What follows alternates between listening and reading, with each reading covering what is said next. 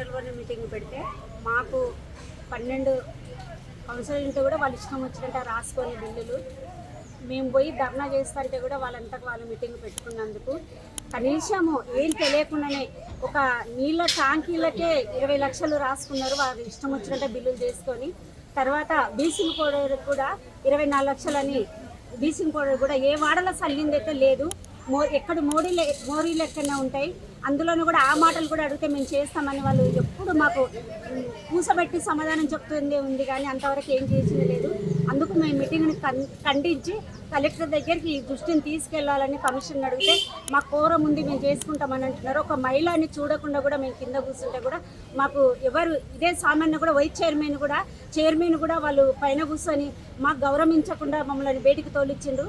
ఖచ్చితంగా ఇది తొందరగా ఎమ్మెల్యే దగ్గరికి పోవాలి, కలెక్టర్ దగ్గరికి పోవాలి, న్యాయం కావాలి. నా పేరు ప్రజలు చాలా ఇబ్బందిలో ఉన్నారు. ఎక్కడ వేసిన గొంగడే అక్కడనే ఉంది. రోడ్లు కానీ ఏది కానీ చాలా ఇబ్బందిగా ఉంది. ఒకసారి ఇది మోటార్ చేపిస్తే కనీసం సంవత్సరం టైం ఇస్తారు. 8 నెలల్లో 6 మాటలు మోటార్ రిపేర్ అయిన ఇష్టం వచ్చిన బిల్లులు రాసిండ్రు. ఈ ప్రజలు అందరూ చూడాలి. నడుస్తుంది.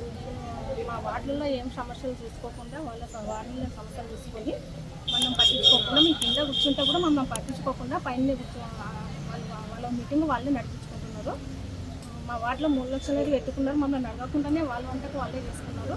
కౌన్సిలర్ అడగకుండానే వాళ్ళంతకు వాళ్ళే చేసుకున్నారు. జనరల్ వార్డ్ మీటింగ్ జరగడం జరిగింది. ఇందులో భాగంగా మేము సమస్యల గురించి కమిషనర్ గారిని మరియు అక్కడ చైర్మన్ గారిని వైస్ చైర్మన్ గారిని అడగడం జరిగింది.